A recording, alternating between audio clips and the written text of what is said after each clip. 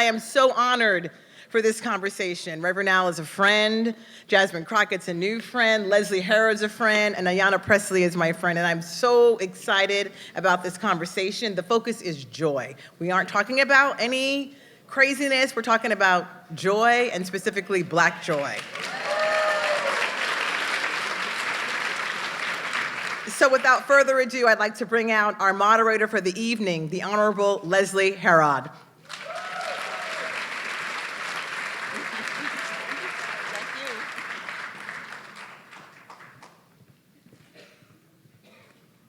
Well, good afternoon, everyone. How y'all doing? I am former State Representative Leslie Harrod, representing Denver, Colorado. I know we've talked about a lot of states on this stage since I've been here recently, but I want to let y'all know that Colorado is doing big things. I was the first Black ever chair of the Appropriations Committee and the first African-American LGBTQ person to hold elected office in Colorado. In Colorado, I also championed and passed the first ever Colorado Film Incentive for all of you filmmakers in the audience. So we will be putting Colorado on the big screen when it comes to film. We also passed the CROWN Act and the most comprehensive police accountability bill in the nation. So it is my honor to be here with some of the people that I call my heroes and sheroes, who are going to be here today to have that discussion with you all about what is going on in this country, right? But how we can also lift and lift up each other and build each other up in this time. And so without further ado, I am going to bring out the Reverend Al Sharpton.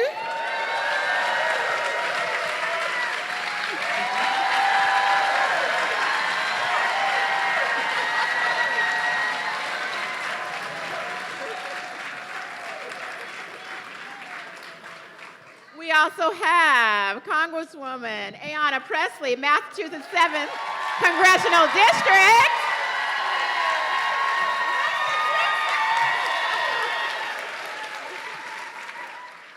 And of course, we have Honorable Congresswoman Jasmine Crockett, Texas 30.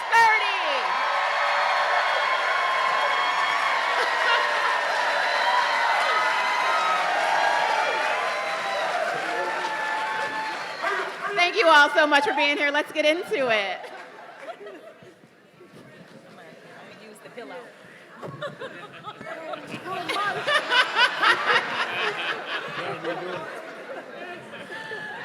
Listen. The internet loves to be full of drama. Right. Well, it is definitely an honor to be here with you all, especially in this amazing crowd on Martha's Vineyard. As a Coloradan, it takes quite a while to get here, but I will say it's an honor to be with so many Black people. Thank you so much. Thank you. So I said we're going to keep it a little bit light and fun for this, and so I'm going to have folks obviously talk about themselves, but they don't need any introduction, in a bit of a more light and fun way. And so my first question, and we'll start with the Reverend and we'll go down, is Reverend, how would you describe the state of the country today, but as a Netflix series? I would say it would be a horror show. Because I think when you look at the real landscape of what's going on in the country, we are seeing, I've been in civil rights all my life, and everything that we fought for is being eroded in 60 days. And people are acting as if it's all right.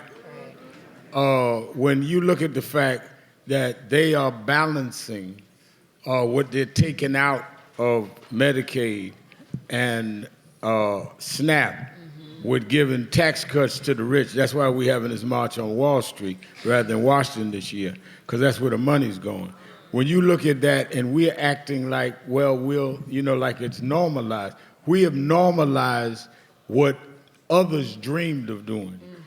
Trump is doing straight out with no apologies, calling names. He attacks Obama one week, he jumped on Oprah and me and others another week, jumped on Jasmine, and there's no reaction from us in terms of confronting that. Trump is a political punk, and you can you call his bluff. I fought him 30 years, Central Park 5-0. If you fight him, he will back up. But by conceding to him, he only gets strong. He is not that, but we beat him in 2020. How are we afraid of somebody we already beat? So I think that that's why it's a horror show to me. Not that he's such a monster, but that we're so scared of a monster that's not a monster. That's right. That's right.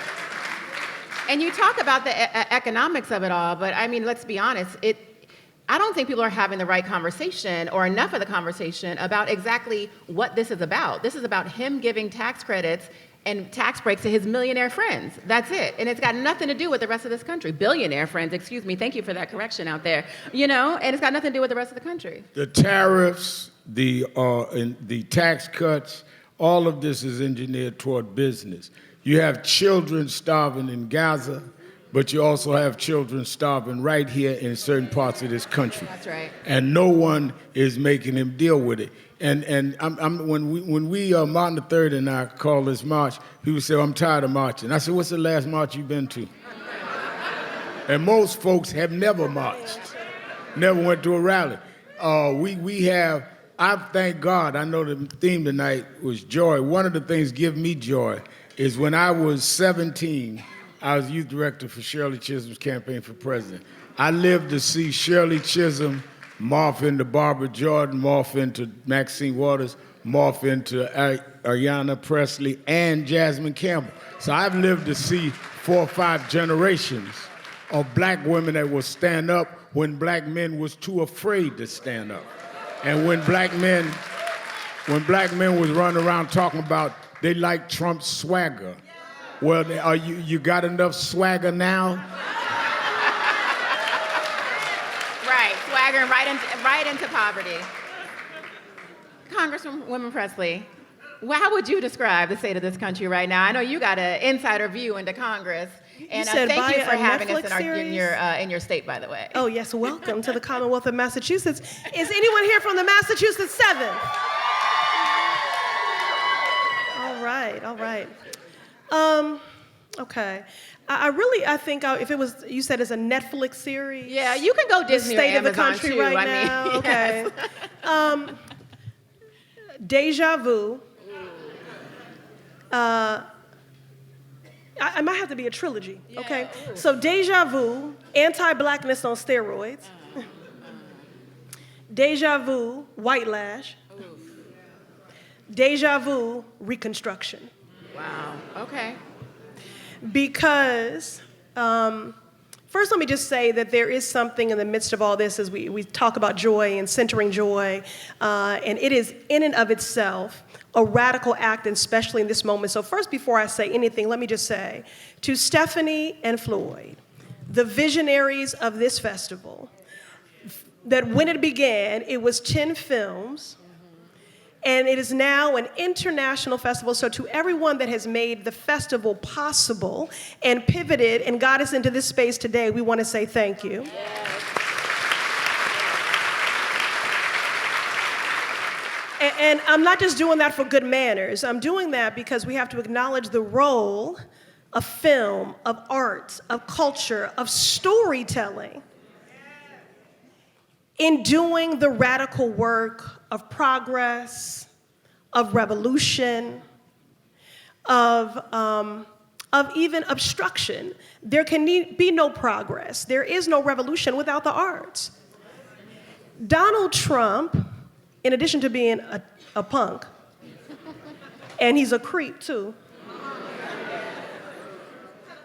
We're not gonna talk about him or Epstein right now, okay? Right. Or Jim Jordan, or Matt Gaetz, or none of them. Don't get me started.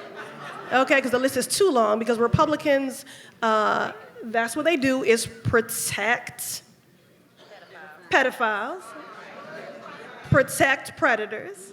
But let's get back to this joy thing and the power of art and convening. The point is, the fact that we are convening, that we are assembling, in and of itself, is an act of resistance and a radical act, because what this wannabe dictator wants is a citizenry that is ignorant and uninformed.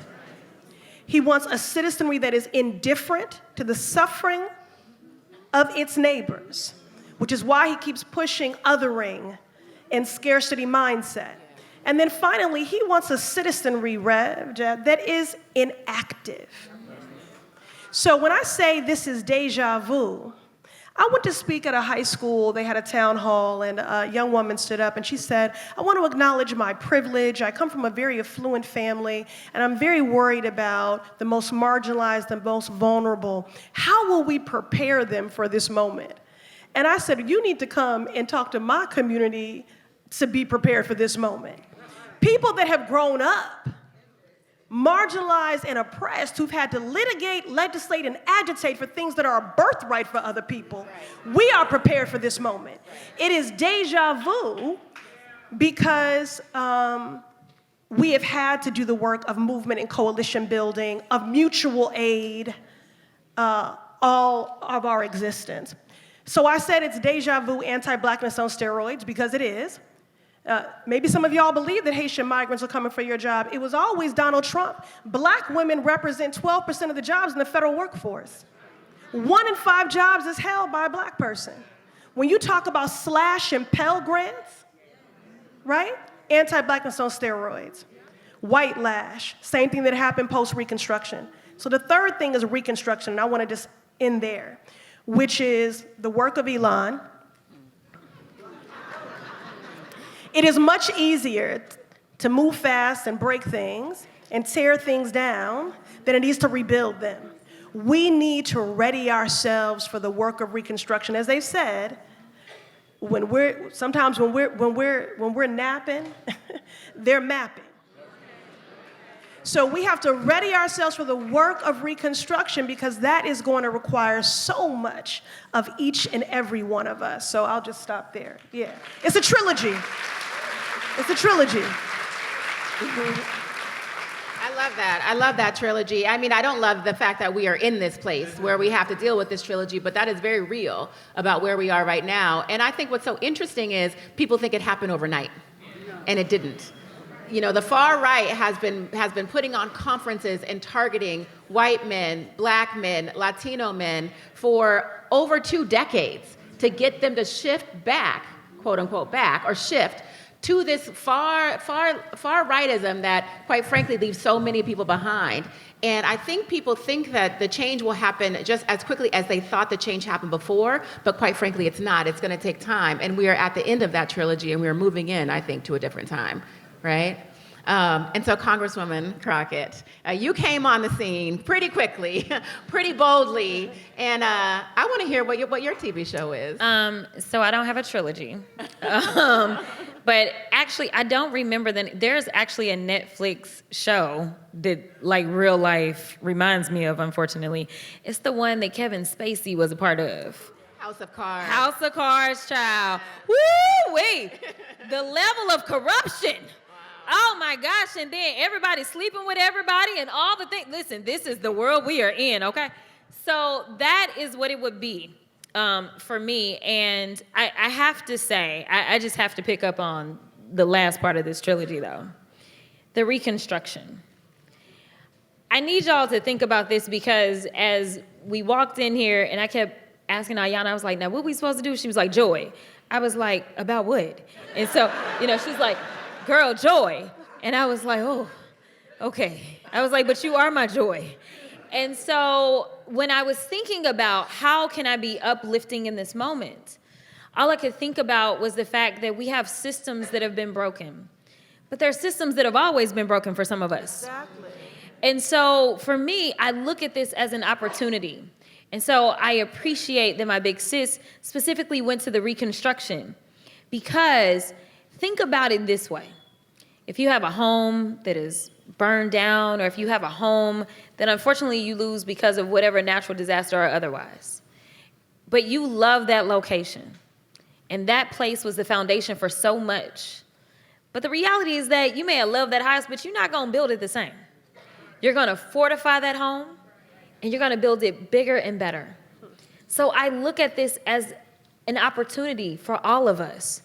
The question is, will we have the patience and the resilience to do the work?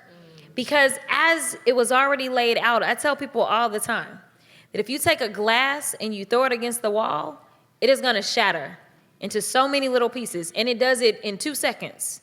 But you try putting that glass back together. It is not going to happen in the same amount of time. But what we have seen is we finally ended up with the right villain to exploit our democracy. And because of that exploitation, we know what we need to do. We gotta fix these courts. Lord have mercy, the Supreme Court drives me insane. And you said it when you said they've been doing this work for a while. There's a lot of layers to this. Number one, yes, people know how I feel about him. Y'all know I don't like him. Okay, so we know how I feel about him. But the reality is that if we were living in a functioning democracy, I wouldn't have to be concerned about him. You brought up Barbara Jordan, who I love with all my heart. I find all kinds of inspiration from Barbara at all times. And recently there is a documentary that is coming out about her, and it's the only one that's ever been done. I did not realize that there was never a documentary done on her.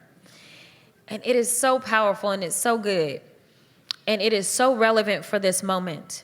And it's called The Inquisitor. And they went over the Nixon situation. And to see her go through the deliberations on the Judiciary Committee that I serve on currently, and to see that there was a bipartisan vote to impeach him, to the extent that Nixon said, listen, I'm gonna throw the deuces. I'm not even gonna go through this because I know I'm wrong. And now look at us. We are not in the same place. And so while I look and I seek inspiration from the greats that came before me because I know that they paved a way for me, I understand that the fight has to be remixed a little bit. And I tell people all the time that I am that remix. But the reality is this. Some people want to rebuild the same old systems. And we are gonna have to make sure that we are in every room demanding better. We can't go back to the systems that had consistently failed us anyway. And so I appreciate the conversation around Reconstruction because that is the only thing that brings me joy. When they say joy comes in the morning, that is what I'm thinking about. Once we get past this very dark time that we are in, please believe if anybody can build back better, it is going to be us.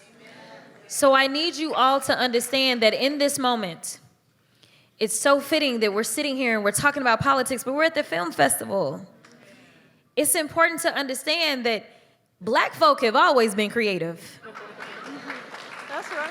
And we have always used our talents to move the ball forward. Rev, I'm sure, can tell you that when he was in the midst of all the fights, and Lord knows he's still on the front lines, but it wasn't just the preachers. It was also those that were in the arts. Whether we're talking about the Sidney Poitiers of the world, or whether we're talking about those that gave us so many amazing songs, such as Marvin Gaye.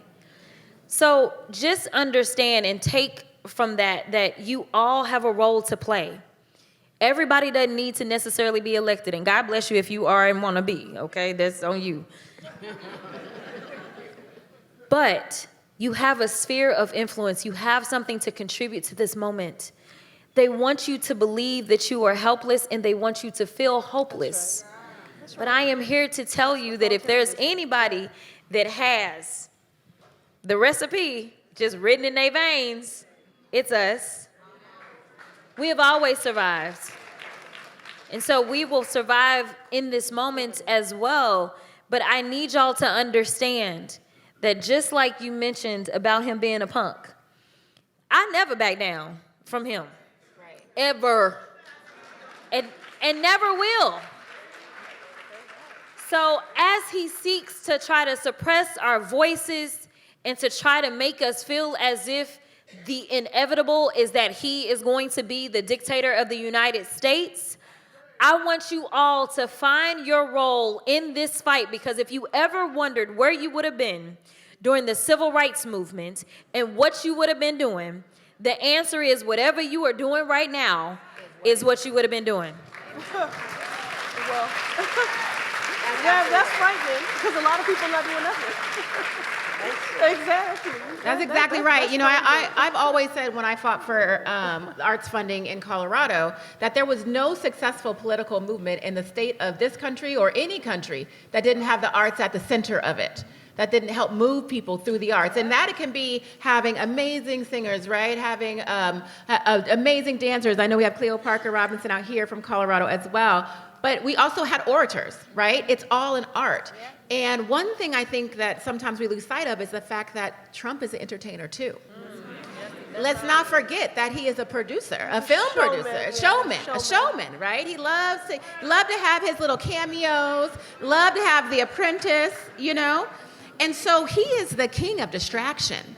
You know, he can cut people's literal household ability to thrive, right? While talking about let's rebuild a Confederate statue over here. While talking about don't look at what we're going to do with your education and childcare. Look over here at some mess that doesn't matter at all, you know? So, Reverend, I have a question for you. In this crazy time that we're in right now, how do we keep our eye on the prize? How do we stay focused, and what should we be focused on? We should be focused on building our community with sustainable movements, economic institutions, and having, where you went, the arts and culture bring out our best. We've allowed them to tell us how to be black rather than our expressing ourselves. And Congresswoman Pressley was so right. When I was a kid just starting, I became youth director of Operation Breadbasket under Reverend Jones. His daughter's here tonight, Jennifer Jones Austin. When I was 13, the arts were the ones that financed the movement. Harry Belafonte, Aretha Franklin went on tour so Dr. King could make payroll. And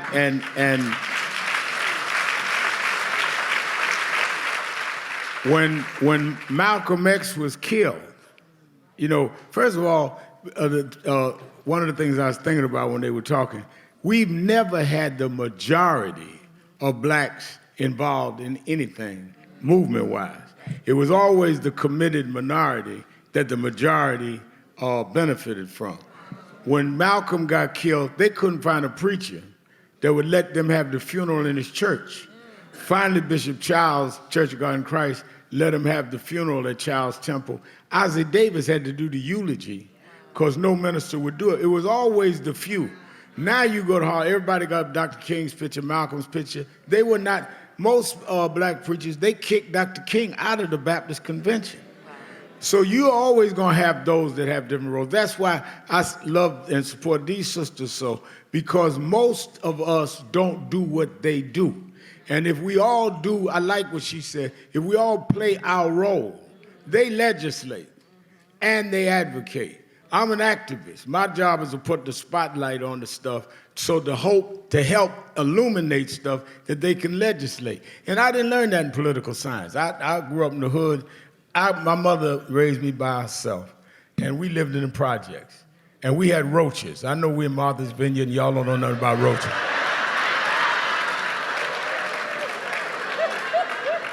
I know that's something y'all read about, but we had roaches. And Ayanna, one night I was headed to the bedroom, and my sister and I had to share a room. And I looked in the kitchen, and there was roaches all over the table. And I ran in the room, woke up my sister. Man, there's roaches all over the table. Come here. And I cut the light out, come back, and I cut the light on, no roaches.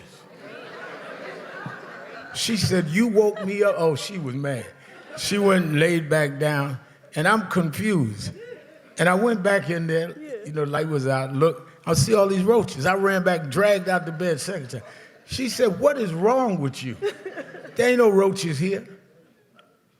I went back the third time, and when I came back and didn't cut the light on, roaches was having a 6-course meal. I turned the light off and went and got it a third time. When we came back, no roaches. And I figured it out. Roaches run when you cut the light on. I knew where you were going. I was picking up what you were putting down. My job, their job is legislate and agitate. My job is to cut the light on every roach in this country. I literally was going to go there. I knew where he was going. Let me just say something. Please. Yes. Rev, first of all, I love you. Let me just say something. What if I don't have to wonder, what does it look like when Protect Black Women is more than a statement t-shirt and a hashtag, because this man practices it, embodies it every day. Rev, we appreciate you so much. Thank you for all the ways in which you cover us.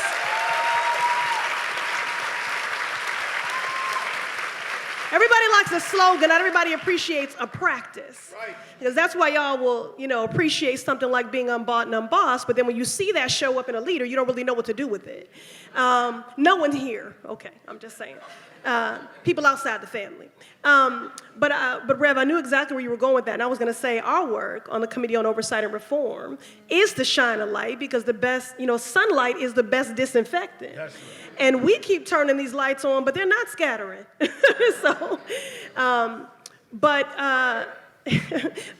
Your question was about how you keep your eye how on do you the keep prize. your eye on the prize and joy. First, I want to say something, because I see her sitting in the second row, and I'd be remiss to not acknowledge her as we're talking about the power and the impact of storytelling. And this is so important, especially in this moment, because, they want to criminalize our hair, they want to criminalize our bodies, they want to criminalize our authors, our stories, erase our historical contributions. I am so humbled that on Saturday, a documentary that will celebrate my work called She Dared to Dream, and the producer and director, Abby Ginsberg, is right there, will have its premiere. Right here, right? In this space on Saturday at 11 a.m. So I do want to name that. Now, what I will say is keeping me are three things, because Rev, I love your documentary, Loudmouth. That's the name, right? That's the name. I love that. I try to keep it up, too. I love your book, Righteous Troublemakers. I'm a fan for real, okay? And for me, in order to distill a linear path forward, I have to look back. And as someone who studies movement, I have found that there are three consistent themes that emerge. The first is imagination. Now, I'm an Aquarius, so people will think that I'm being hokey.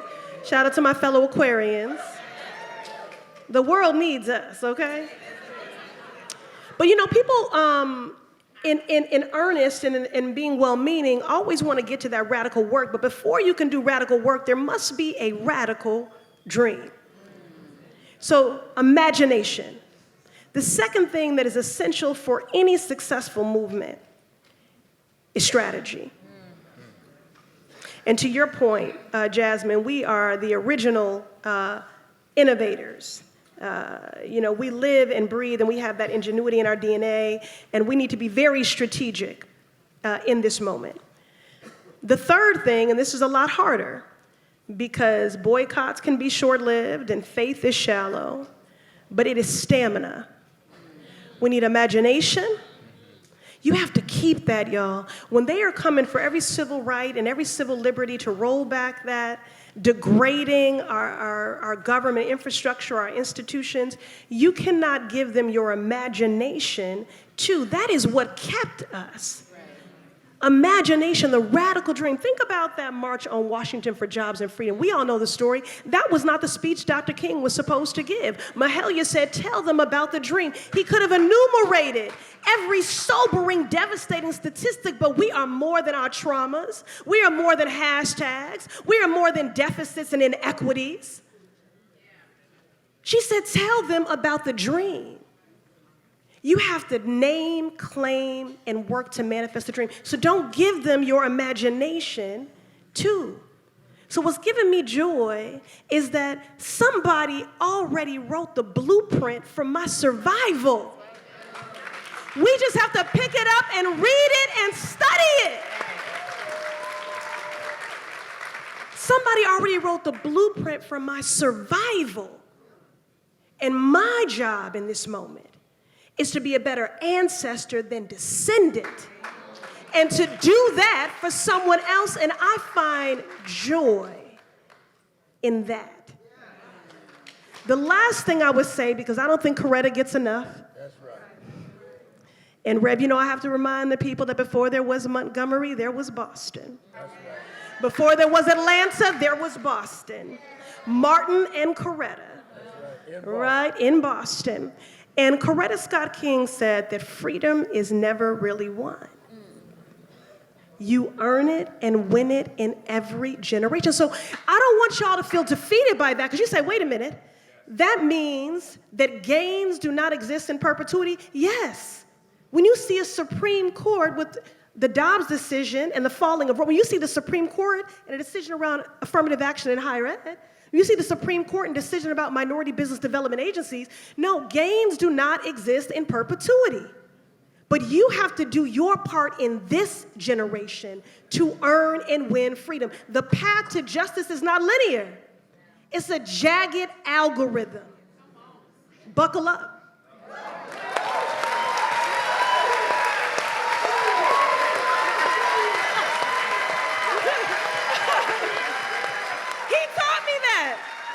You told me that, Rev. Come on, Rev. You know, I love this black man. He told me that. One more plug. Block 39 tomorrow or Saturday at 11 o'clock. Block 39, Saturday at 11 o'clock. She Dared to Dream. Abby Ginsburg is an NAACP Image Award-winning director, and I'm so honored that she wanted to feature our work. Y'all now see why she's my joy. Because y'all know Marjorie ain't giving me no joy. But nevertheless. Speak on it. Speak on it. I appreciate this question because he is the king of distractions.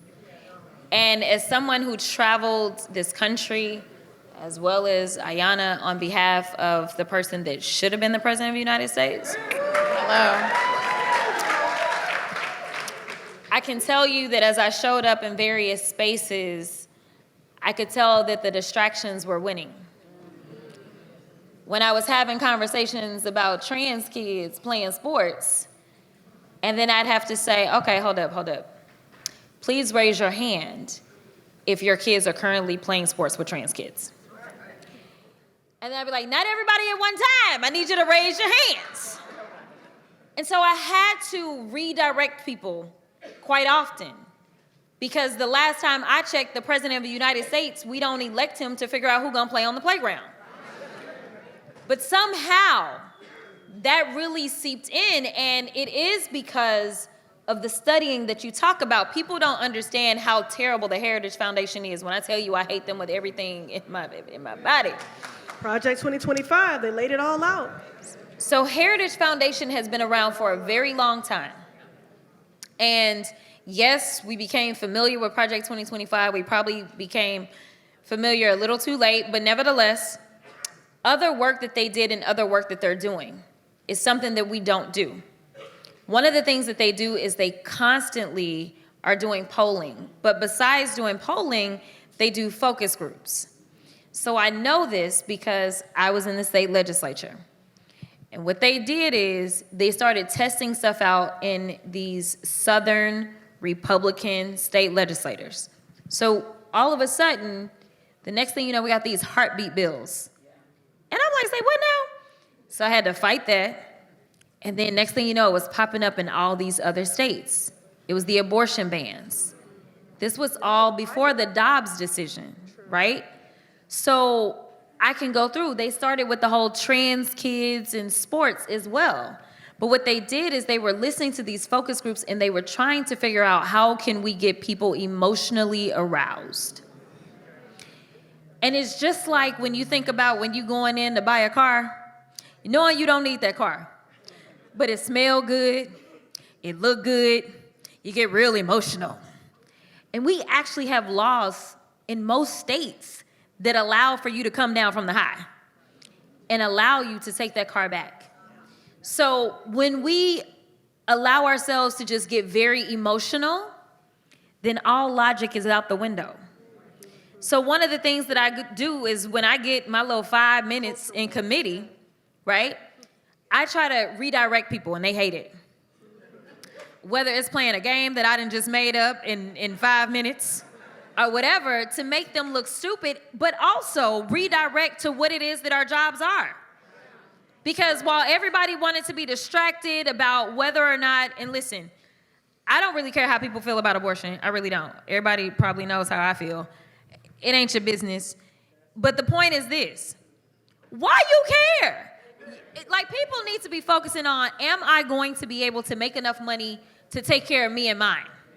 Right? What type of economy am I going to have? Am I going to be able to feel safe about my child driving down the street? Am I, like literally, we allow somebody to tell us they coming for your black jobs. And so therefore, literally, he said that because he knew that there was a segment of black folk that felt like, well, all y'all do is give resources to other people. And you're not taking care of us because they make us fight over the 1%. Like, they'll talk about things such as like, oh, well, you sending our money overseas. They don't want to have the conversation about what soft power does and how it keeps us safe in this country if other countries believe that we're good people. They don't want to talk about that.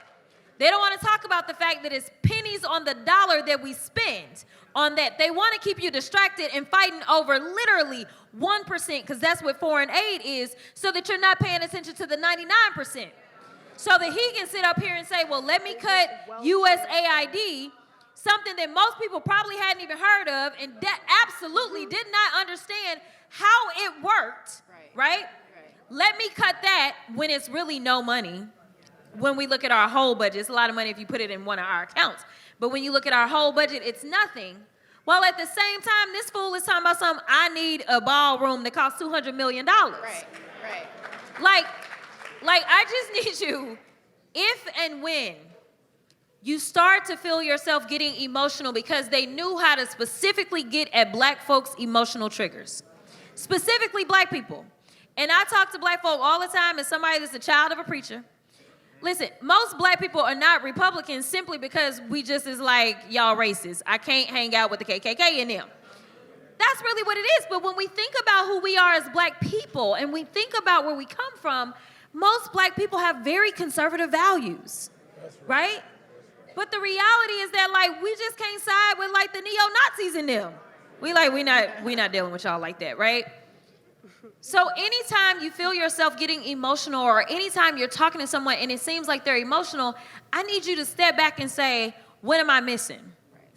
Because if I'm all riled up, there is something that they don't want me to pay attention to right now. That's right. Bait and switch. So, Distraction and deflection. so yes, that is what he did. Yeah. He distracted so many people and he keeps us so busy. The news cycle is nonstop when it comes to him. And there's nothing, I'm gonna be perfectly honest. I'm a vice president stan. Love her to life. There is nothing that she could have done.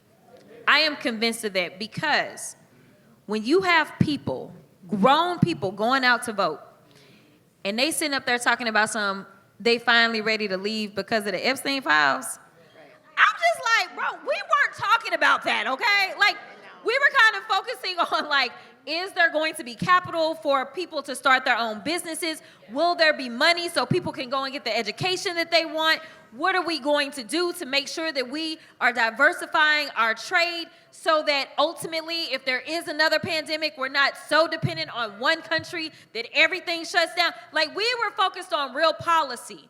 And I don't care what nobody says, because we have real policy for everybody to make sure that we were lifting people up and not trampling on them. And right now, I don't care who you are getting stomped on in some way. No matter how much money you got, if you're black, for sure, they are stomping on us. And so the only thing that I would encourage you to do is understand, I get it, we're not a monolith as black people. We are not. But you got to understand that when they come for one of us, they are coming for all of us. So ultimately, I just need us to take this moment as an opportunity. As they are hating on one, don't you jump on the bandwagon and hate two. We need to stand united. We have to be a family in this moment. Now, once we get stuff back on track, we can go back to our corners. But as of now, I am telling you that our unity is the best thing that we can have, because truly we were divided, and that is exactly why we fail.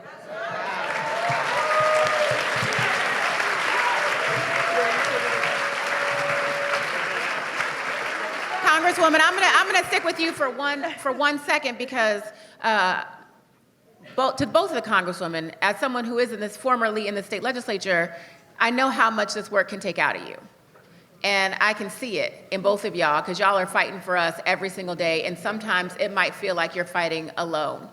And so with everything that both of y'all just said, you know, what should we be doing more of to come together? Because we are all tired too. We were in the streets too, right? We were fighting alongside of so many of us, and then it felt like, once again, the country turned their backs on us and said, just kidding, not today, Black people, you know? We'd rather have a racist in the White House than support Black communities. We're pretty mad that you made all these gains in 2020, and so we are gonna back you up a few more steps, you know?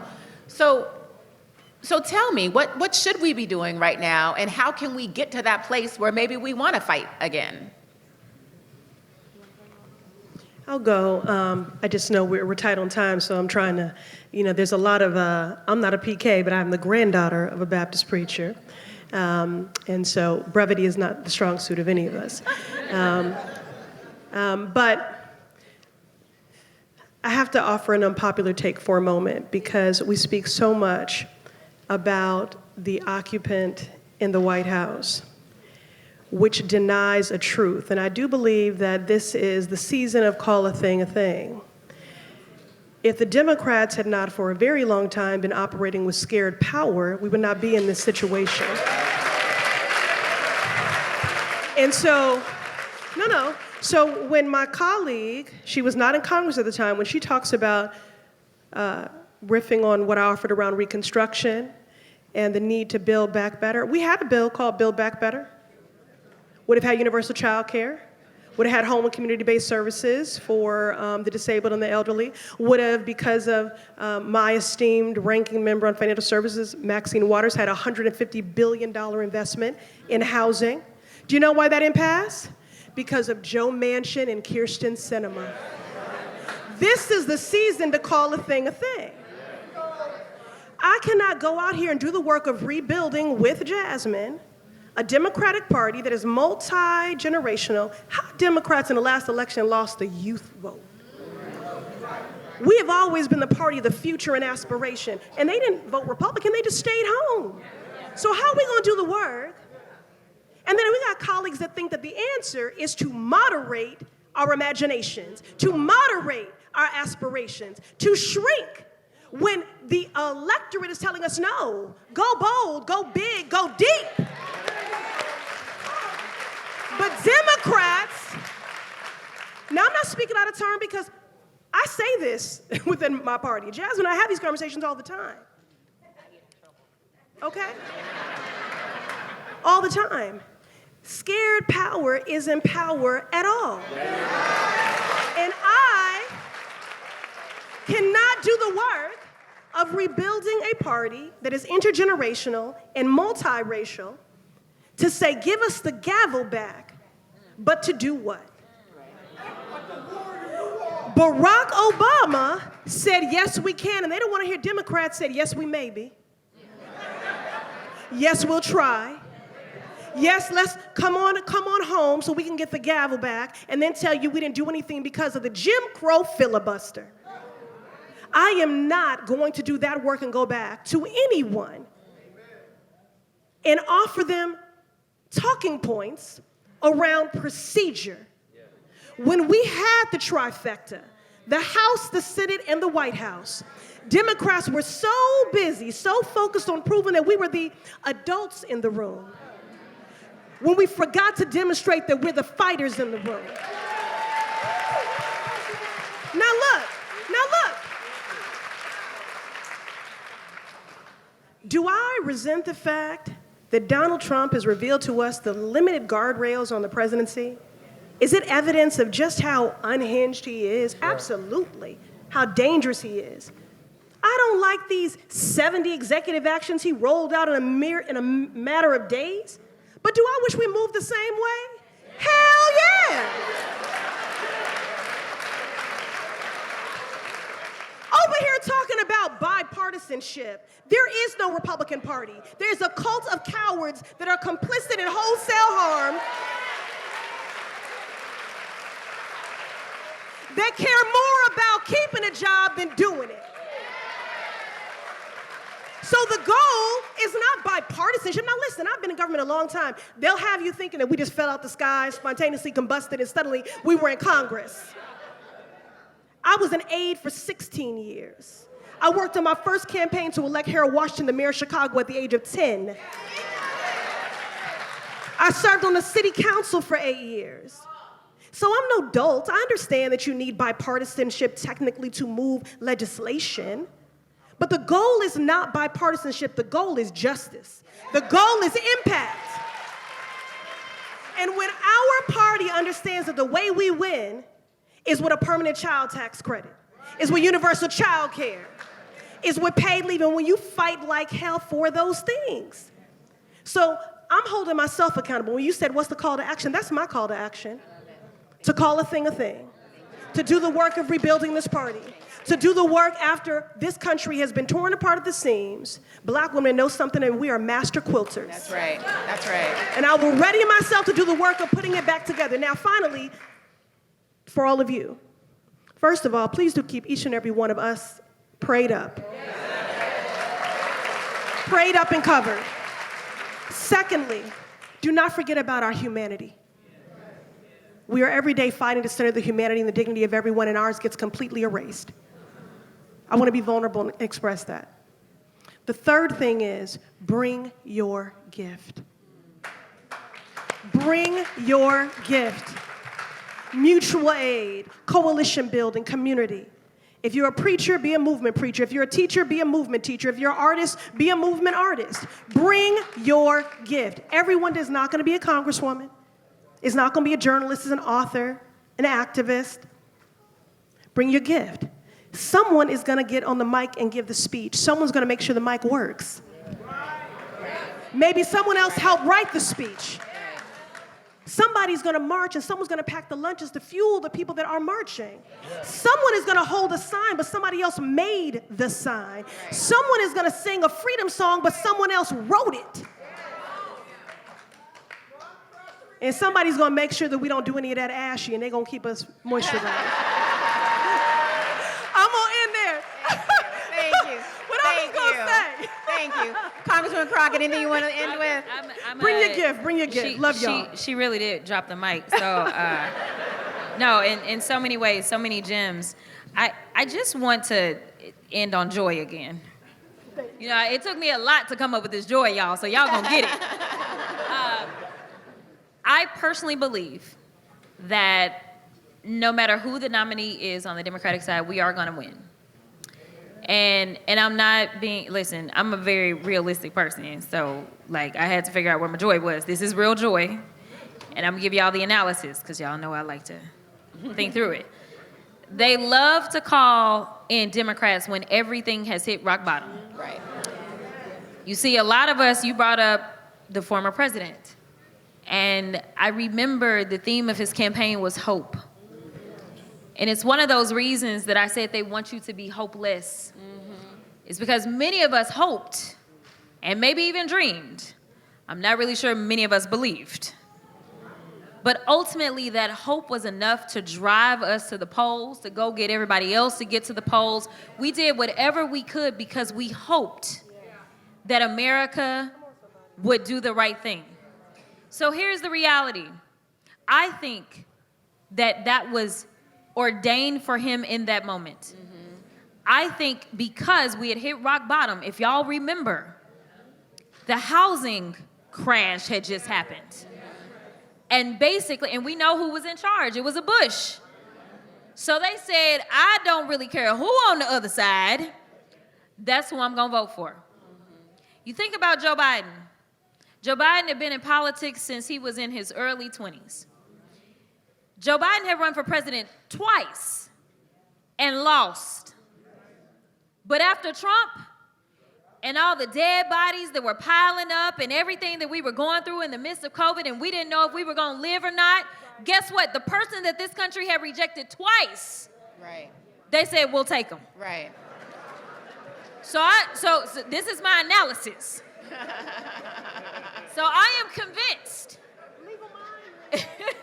I am convinced that whoever it is, because they love for the Democrats to do cleanup on aisle 9. They do. They do. I mean, because the last time that anybody balanced the budget, it was a Democrat. Okay, Yeah, all right. yeah. So they always call us in to fix it.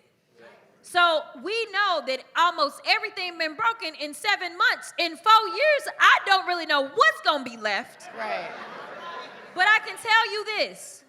Whoever that nominee is going to win. Right. I am confident of that. And that don't mean you ain't got to do your work now. But I am confident that we are going to do that. But I'm going to wrap this up with a bow so we can go and say that if we are going to have some consistency in this country and not allow the pendulum to shift so hard from one side to the other, then once the Democrats get control, they're going to have to do something. Right. Right. It can't be good enough to say, well, we're not causing more harm. We are going to have to do some good. If these evil minions can get into position, Right. and I'm talking about evil and unqualified, can get into position and break everything and hurt people, the least we can do if people trust us is if we get in and do half as much to help people. Right. So I am also asking that they get bold. Yeah. They get bold on that Supreme Court because it needs to be expanded. They get bold on some ethics around the Supreme Court. They get bold about this. Voting rights. I was about to say the voting rights and the filibuster.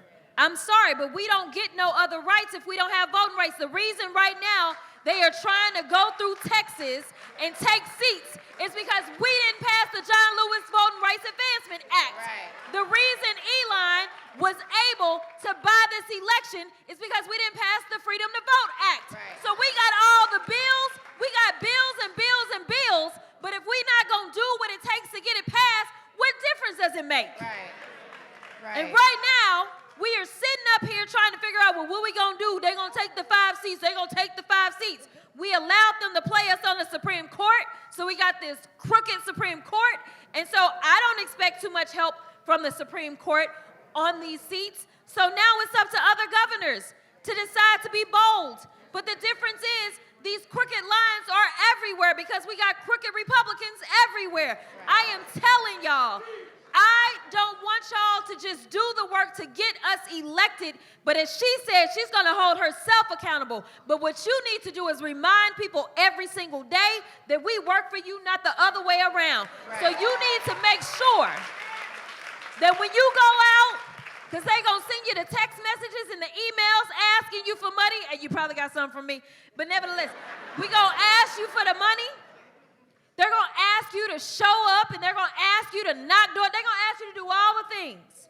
But the question is, what are you going to do for me? Right. So I need y'all to always understand. And I can't be a Republican because I'm black. But just like Ayanna said, I get in trouble for it a lot. But we got to hold all electeds accountable. Not just Democrats, and the Republicans don't care. Yeah. But we got to hold everybody accountable. So I am asking you, yes, I need you to do the work, but I also need you to keep checks on everybody. Don't just go in and keep selecting people over and over and never check in to see whether or not they are doing the work on behalf of you. All right, Reverend, you want to take us out with a few good words? We had time, but you got, we do. The final Well, word. let me say that I think that both the Congresswomen summed it up well. My challenge is that everybody here needs to ask themselves, what are you doing? Whatever it is that you do, you need to be doing it. Because all of us, God gave everybody in here something.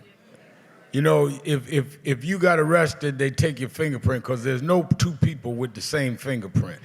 So if God was meticulous enough to design us, to give us our own identity, he gave us our own gift and our own talent. So don't talk about what is the leaders doing or the Congress people. Yes, hold them accountable. But ask yourself every day, what am I doing?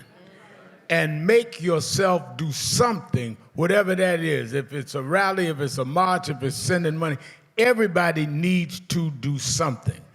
Lastly, I heard the Congresswoman talk about hope, and I believe that. And I believe that it was that hope that put Obama in the White House. But there's one thing past hope, because, you know, I grew up, like I said, single mama on welfare.